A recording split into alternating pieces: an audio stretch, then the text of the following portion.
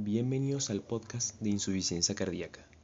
En esta oportunidad vamos a hablar de qué es esta enfermedad, cómo se clasifica, cuáles son sus causas y manifestaciones clínicas y, por último, sobre cómo diagnosticarla.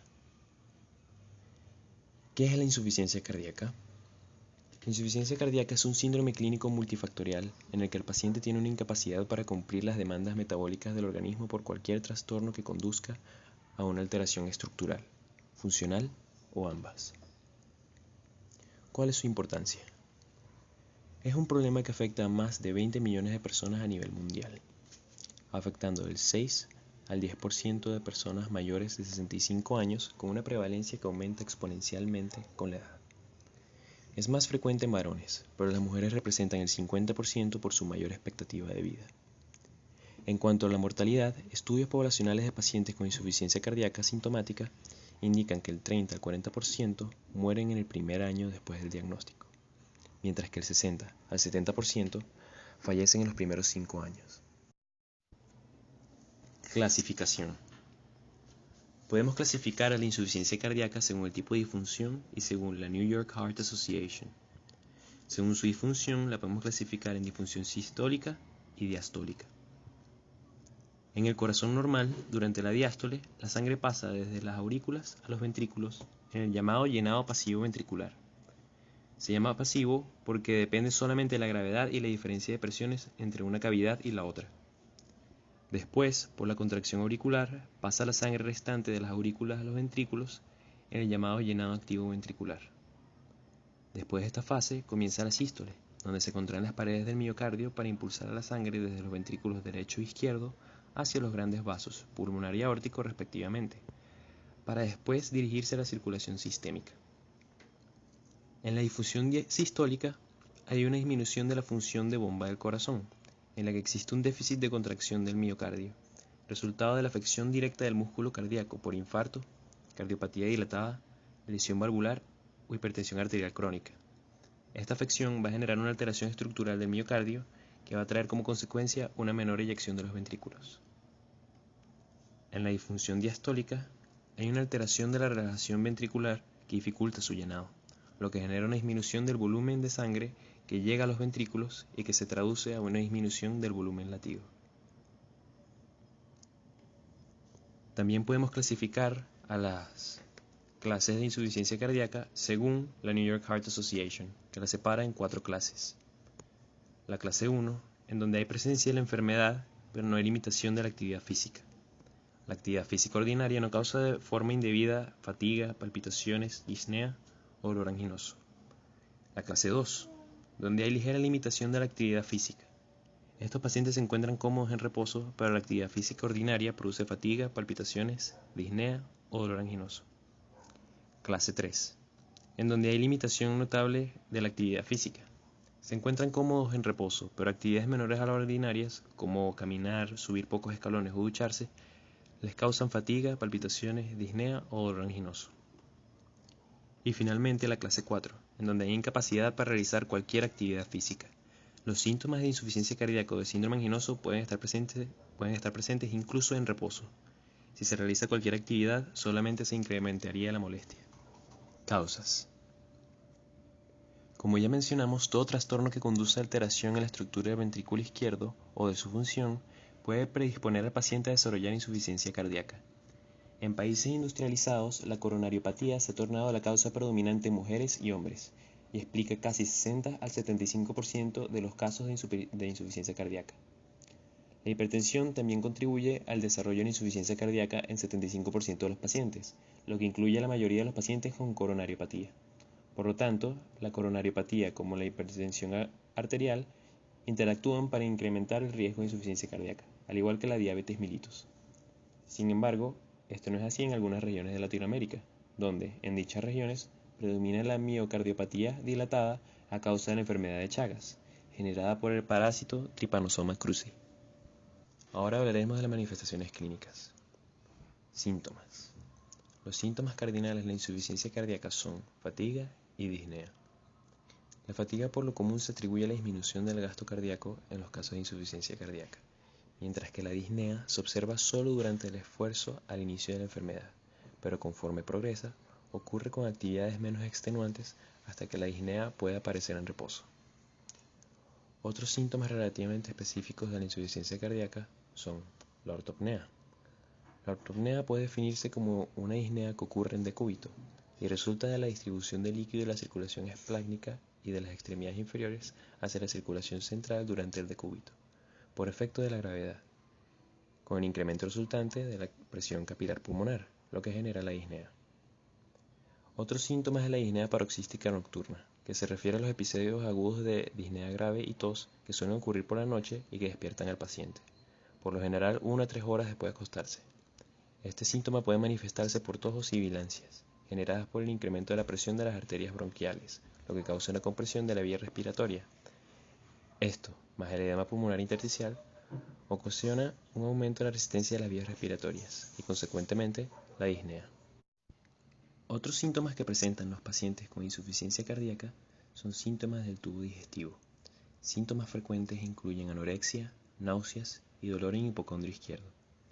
Este dolor está relacionado a la congestión y digestión hepática y de su cápsula.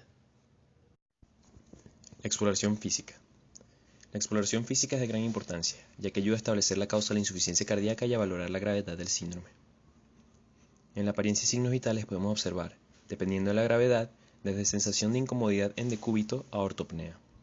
Y si es muy grave, el paciente puede no ser capaz de finalizar una oración a causa de la disnea. La presión arterial sistólica disminuye proporcionalmente a la gravedad de la insuficiencia. Estos pacientes suelen presentar taquicardia. En las venas yugulares podemos observar, en etapas iniciales de la insuficiencia cardíaca, una presión normal en reposo, pero pueden elevarse de forma anormal aplicando su presión sostenida en la región abdominal. Este signo es llamado el reflujo hepatoyugular positivo y es relativamente específico de la insuficiencia cardíaca. En la exploración de los campos pulmonares podemos observar la presencia de crepitantes, que son consecuencia de la transsudación de líquido hacia los alvéolos. De estar presente este signo, sin una neumopatía concomitante, los crepitantes pueden ser específicos de la insuficiencia cardíaca. El derrame pleural sobreviene por la elevación de la presión capilar pleural y la transsudación resultante de líquido hacia la cavidad pleural. En el área cardíaca podemos observar, de ver presente una cardiomegalia, un desplazamiento del ápex cardíaco, por debajo del quinto espacio intercostal y por fuera de la línea medioclavicular, y el impulso se palpa en más de 2 espacios intercostales. En algunos casos el impulso puede ser de carácter sostenido. En abdomen, la hepatomegalia es un signo importante en pacientes con insuficiencia cardíaca. Cuando está presente, es con frecuencia dolorosa. La citis es un signo tardío que ocurre como consecuencia del incremento de la presión de las venas hepáticas y venas que drenan en el peritoneo. El edema periférico es una manifestación cardinal de la insuficiencia cardíaca, pero suele ser inespecífico y a menudo ausente en pacientes con tratamiento con diuréticos. Ahora hablaremos del diagnóstico, de los exámenes complementarios y la orientación. Dentro de los exámenes complementarios encontramos la radiografía de tórax, el electrocardiograma, los hallazgos de laboratorio, los marcadores biológicos, el estudio de comorbilidades y el estudio de imágenes. En la radiografía de tórax vemos un patrón clásico, que es el llamado patrón en mariposa, por opacidades intersticiales en forma de abanico hacia la periferia. Otro hallazgo pueden ser las líneas B de Kerley, que son opacidades lineares horizontales en la superficie pleural por acumulación de líquido. Se evidencia vasculatura prominente en el lóbulo superior, que es indicativo de hipertensión pulmonar. En casos de crecimiento de cavidades, se puede observar un aumento del tamaño del corazón. El electrocardiograma. En el electrocardiograma, en pacientes con insuficiencia cardíaca, no suele ser normal, pero los hallazgos son inespecíficos. Podemos encontrar taquicardia sinusal. Podemos encontrar un aumento del voltaje del complejo QRS, que, de estar presente, es sugestivo de hipertrofia ventricular izquierda. La presencia o ausencia de ondas Q es sugestivo de una cardiopatía isquémica. Y el intervalo QT a menudo se prolonga en pacientes con insuficiencia cardíaca y puede deberse a anomalías electrolíticas. Hallazgos de laboratorio. La biometría hemática completa permite revelar anemia y una amplia distribución eritrocitaria elevado, ambos asociados a un mal pronóstico de insuficiencia cardíaca crónica. La prueba de función renal es importante, ya que puede determinar si el fallo cardíaco está asociado o es consecuencia de un problema renal. Los electrolitos séricos permiten señalar hipocalemia, que incrementa el riesgo de arritmias, así como hipercalemias, que puede limitar el uso de inhibidores del sistema renina-angiotensina-aldosterona. También nos permite detectar hiponatremias, que son un indicador de activación marcada del sistema renina-angiotensina-aldosterona y una señal de mal pronóstico. La prueba de función tiroidea nos permite detectar tirotoxicosis o mixedema y descartarlos. En los estudios de aporte de hierro nos sirven para descartar hemocromatosis. El péptido natriurético cerebral, o BNP, nos permite diferenciar si los síntomas que presenta el paciente son por causas no cardíacas. Existen dos marcadores, el BNP y el NT-proBNP, que proveen información diagnóstica y pronóstico similar. Pueden ser de mucha ayuda en casos de emergencias para el diagnóstico de insuficiencia cardíaca aguda, donde los valores menores a 300 picogramos por mililitro de NT-proBNP o menores a 100 picogramos por mililitro de BNP, combinados con un electrocardiograma normal, alejan la sospecha de insuficiencia cardíaca. Cabe mencionar que otro marcador que puede estar elevado es la troponina sérica, tanto en la insuficiencia cardíaca crónica como en la aguda, siendo factor de mal pronóstico. Detección de comorbilidades. Otro dato importante en los pacientes con insuficiencia cardíaca es la detección de comorbilidades, siendo una de las más importantes la hipertensión arterial, ya que el 75% de las personas que sufren de esta enfermedad pueden generar insuficiencia cardíaca. La diabetes mellitus es otro factor predisponente de la insuficiencia cardíaca, ya que aumenta el riesgo cardiovascular y los riesgos de sufrir un infarto. Estudio de imágenes. El estudio de imagen más útil es el ecocardiograma, ya que este puede definir el tamaño y la funcionalidad de ambos ventrículos, siendo la fracción de eyección del ventrículo izquierdo la medida más utilizada para definir la función sistólica. También permite detectar el derrame pericárdico, anormalidades valvulares y cardiopatías, entre otras. Otra opción es la resonancia magnética. En caso de que esté contraindicado el ecocardiograma como en enfermedades infiltrativas, también nos permite medir la funcionalidad del ventrículo izquierdo. Para culminar, hablaremos del algoritmo recomendado para hacer el diagnóstico de insuficiencia cardíaca. En el caso de una posible insuficiencia cardíaca debemos elaborar una historia clínica y un examen físico exhaustivo. En el caso de ser una evolución aguda debemos generar un electrocardiograma, una radiografía de tórax, una química sanguínea y péptidos natriuréticos. En caso de que los valores salgan normales, hay poca sospecha de insuficiencia cardíaca y la insuficiencia cardíaca se dice que es improbable. Sin embargo, en algunos casos, para descartar, podemos realizar estudios imagenológicos que en el caso de emerger normales, la insuficiencia cardíaca es improbable, pero en el caso de emerger anormales, la insuficiencia cardíaca es probable. Si durante los electrocardiogramas, la radiografía de tórax, la química sanguínea y los péptidos natriuréticos, alguno de estos exámenes sale alterados, es alta sospecha de insuficiencia cardíaca y se deben realizar estudios imagenológicos para descartar.